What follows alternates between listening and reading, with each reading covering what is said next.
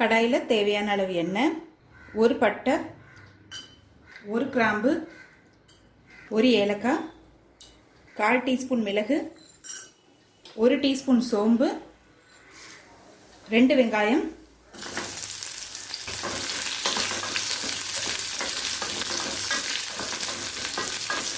ஒரு சின்ன துண்டு இஞ்சி, 7 பல் பூண்டு,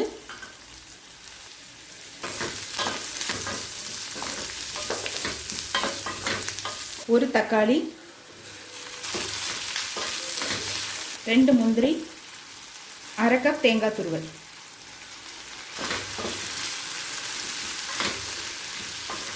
தேங்காயை லேசாக வதக்கினா போதுங்க. இப்போ இது கொஞ்சம் நேரம் ஆறின பிறகு தேவையான அளவு தண்ணி சேர்த்து மிக்சியில் நைஸாக அரைச்சிக்கலாங்க.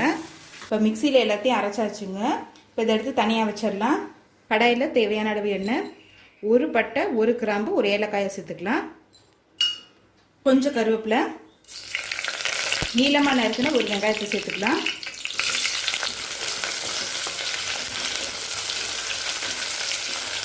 அடுத்தது ஒரு தக்காளி, தேவையான அளவு உப்பு,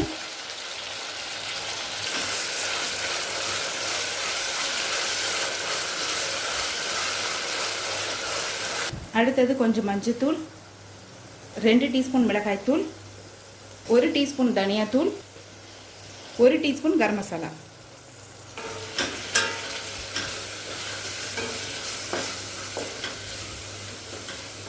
மிளகாத்தூள் வாசனை போக 1 நிமிஷம் வரைக்கும் நல்லா வதக்கிக்கலாங்க. நம்ம அரைச்சி வச்சிருக்க மசாலாவை இதில் சேர்த்துக்கலாம்.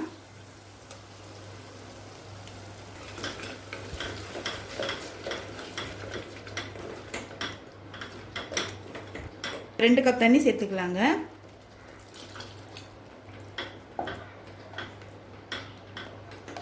இப்போ இது நல்லா எண்ணெய் பிரிஞ்சு வர்ற வரைக்கும் வெயிட் பண்ணலாம். இப்போ பாருங்கள், எண்ணெய் நல்லா பிரிஞ்சு வந்துருச்சு.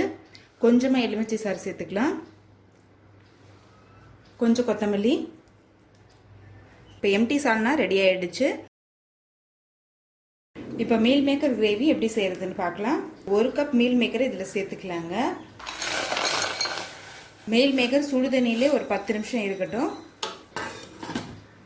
மீல் மேக்கர் பார்த்தாலே தெரியுங்க, நல்லா பெருசாகிடுச்சு. இப்போ இதை சுடுதண்ணிலேருந்து எடுத்துட்டு நார்மல் வாட்டரில் 2 தடவை நல்லா கழுவிடுங்க. அதுக்கப்புறம் நல்லா பிழிஞ்சிட்டு தனியாக எடுத்து வச்சுருங்க. இப்போ 2 பட்டை, 1 கிராம்பு, ஒரு ஏலக்காவை சேர்த்துக்கலாம். 1 டீஸ்பூன் சோம்பு, பொடியாக நறுக்குன 2 வெங்காயத்தை சேர்த்துக்கலாம்.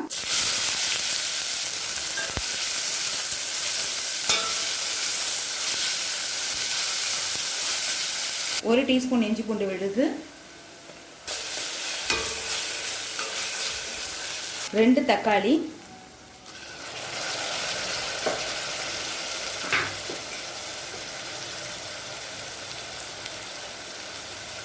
தேவையான அளவு உப்பு,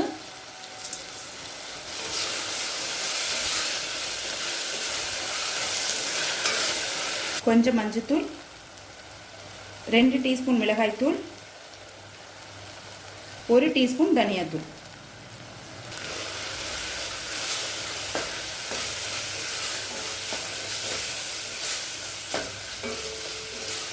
இப்போ மிளகாத்தூள் வாசனை போக 1 நிமிஷம் வரைக்கும் நல்லா வதக்கியாச்சுங்க. அடுத்தது 1/4 கப் புளிக்காத தயிர் சேர்த்துக்கலாம். தயிர் சேர்க்கறதுனால கிரேவி நல்லா திக்காக வரும். ஆனால் புளிச்ச தயிராக இருக்கக்கூடாதுங்க, அப்புறம் கிரேவியோட டேஸ்ட்டே மாறிடும். இப்போ அடுத்தது நம்ம மீல் மேக்கரை சேர்த்துக்கலாங்க.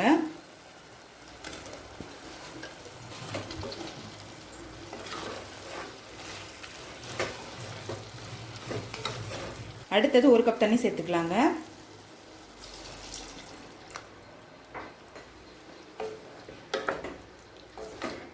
பத்து நிமிஷம் கழிச்சு பாருங்கள், கிரேவி நல்லா திக்காயிடுச்சுங்க. 1 டீஸ்பூன் கரம் மசாலா சேர்த்துக்கலாங்க. கொஞ்சம் கொத்தமல்லி. இப்போ மீல் மேக்கர் கிரேவி ரெடி ஆயிடுச்சுங்க. குக்கரில் தேவையான அளவு தண்ணி சேர்த்துக்கலாங்க. இப்போ 1/4 கப் துவரம்பருப்பு கழுவி இதில் சேர்த்துக்கலாம். 2 டேபிள் ஸ்பூன் பாசிப்பருப்பு, 2 டேபிள் ஸ்பூன் கடலைப்பருப்பு. விருப்பப்பட்டீங்கன்னா வெறும் துவரம்பருப்பில் கூட செய்யலாம். பாசி பருப்பும் கடல் பருப்பும் போட்டிங்கன்னா டேஸ்ட் ரொம்ப நல்லாயிருக்கும். கொஞ்சம் எண்ணெய். இப்போ மூடி போட்டு குக்கர்லேருந்து 5 விசில் வந்தோடனே இறக்கி வச்சிடலாம்.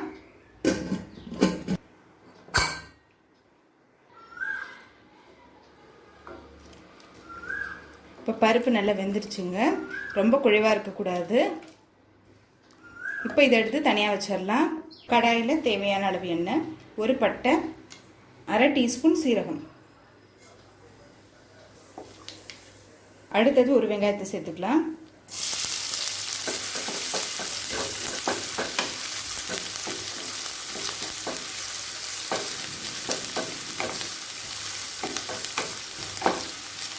மூணு பச்சை மிளகாய், பொடியாக நறுக்கின கொஞ்சம் இஞ்சி, பொடியாக நறுக்கின பூண்டு.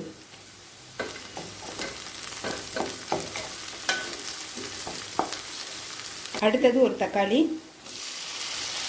தேவையான அளவு உப்பு,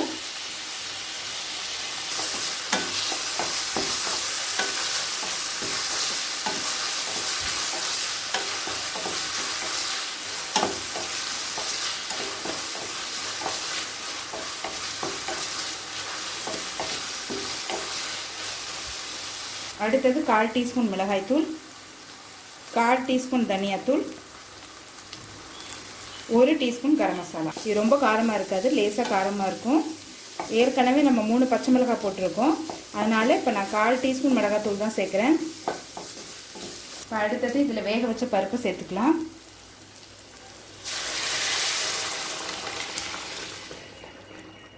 இப்போ பருப்பு சேர்த்துட்டு ஒரு 5 நிமிஷம் மீடியம் ஃப்ளேம்லேயே இருக்கட்டுங்க.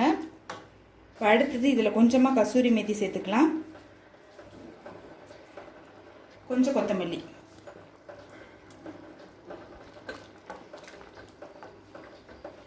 இப்போ தால் ரெடி ஆகிடுச்சுங்க. அடுத்தது தடுக்கானா தாளிக்கிறது, அது எப்படி செய்கிறதுன்னு பார்க்கலாம். அடுத்தது தாலை தாளிச்சிடலாங்க. 2 டீஸ்பூன் நெய் சேர்த்துக்கலாம்,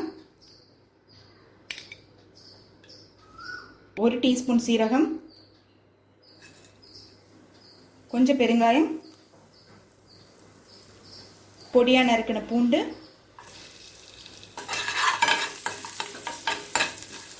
2 காஞ்ச மிளகாய். லாஸ்ட்டில் இருந்தால் நெய்யில் வதக்கி போடும்போது டேஸ்ட் ரொம்ப நல்லா இருக்குங்க. ஸ்டவ் ஆஃப் பண்ணிட்டு 1/2 டீஸ்பூன் மிளகாய் தூள் சேர்த்துக்கலாம்.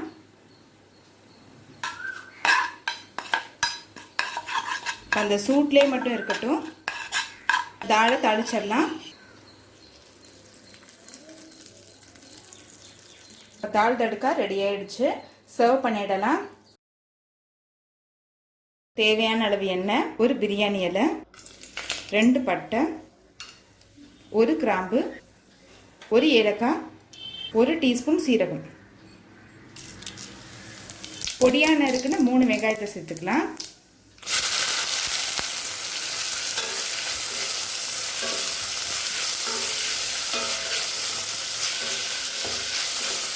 ரெண்டு தக்காளி, கொஞ்சம் முந்திரி சேர்க்கறதுனால கிரேவி நல்லா திக்காக இருக்கும், அதே நேரத்தில் டேஸ்ட்டாகவும் இருக்கும். இது மாதிரி நைஸாக அரைச்சிக்கோங்க. வெங்காயம் நல்லா வதங்கிடுச்சுங்க. கலர் பார்க்கும் போதே தெரியும். 1 டீஸ்பூன் இஞ்சி பூண்டு விழுது,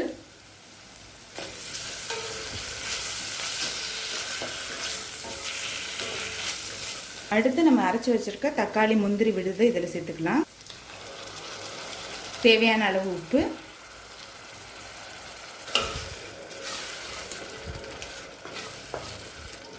அடுத்தது 1/4 டீஸ்பூன் மஞ்சள் தூள், 1 டீஸ்பூன் மிளகாய்த்தூள், 2 டீஸ்பூன் மிளகாய்த்தூள், 1 டீஸ்பூன் தனியாத்தூள்.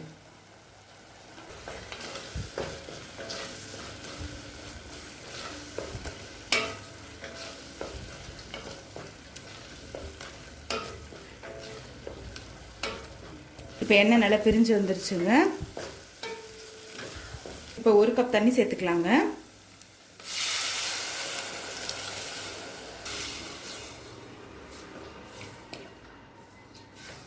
இப்போ மூடி போட்டு ஒரு 5 நிமிஷம் ஸ்லோலே வச்சிடலாம். 5 நிமிஷம் கழிச்சு பாருங்க.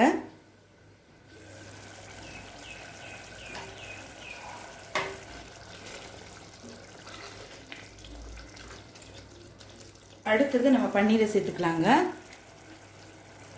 200 கிராம் பன்னீர் சேர்க்குறேன்.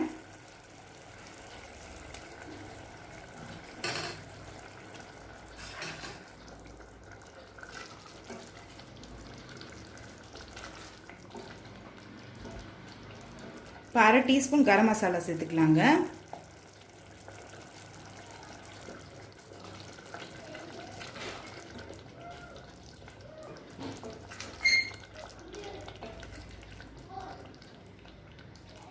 இப்போ மூடி போட்டு ஒரு 5 நிமிஷம் ஸ்லோவில் வச்சிடலாம். இப்போ 5 நிமிஷம் ஆயிடுச்சு. கொஞ்சமாக கசூரி மேத்தி சேர்த்துக்கலாங்க.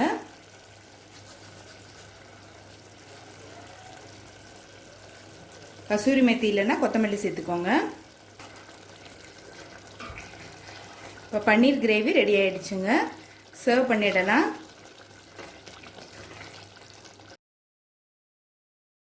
ரெண்டு டேபிள் ஸ்பூன் கடலை மாவு சேர்த்துக்கலாங்க. இப்போ அதை நல்லா மிக்ஸ் பண்ணிக்கலாங்க. கட்டி இல்லாமல் இருக்கணும். இப்போ இதை எடுத்து தனியாக வச்சிடலாம். 1 டீஸ்பூன் கடுகு, 1/2 டீஸ்பூன் உளுந்து, 1/2 டீஸ்பூன் கடலைப்பருப்பு,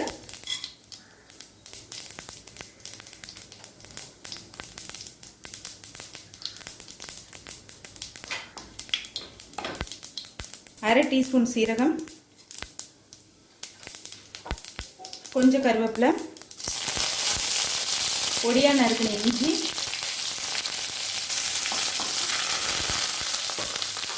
ஒரு காஞ்ச மிளகாய், கொஞ்சம் பெருங்காயம், நீளமாக நறுக்கின ஒரு வெங்காயத்தை சேர்த்துக்கலாம்.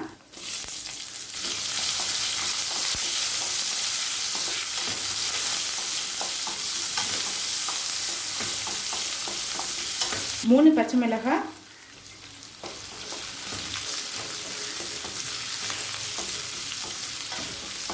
ஒரு தக்காளி,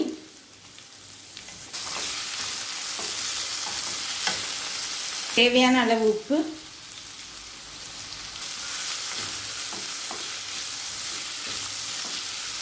1/4 டீஸ்பூன் மஞ்சள் தூள்,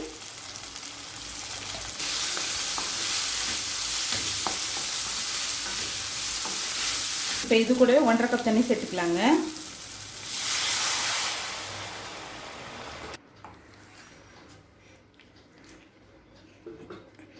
இப்போ நம்ம கரைச்சி வச்சிருக்க கடலை மாவு இது கூடவே சேர்த்துக்கலாங்க. இப்போ கடலை மாவு நல்லா பச்சை வாசனை போயிட்டு திக்காகிற வரைக்கும் வெயிட் பண்ணலாங்க. 5 நிமிஷம் கழிச்சு பாருங்க, திக்காயிடுச்சு. நல்லா பச்சை வாசனையும் போயிடுச்சு. கொஞ்சமாக கொத்தமல்லி சேர்த்துக்கலாம். இப்போ கடலை மாவு சட்னி ரெடி ஆயிடுச்சுங்க. சர்வ் பண்ணிடலாம்.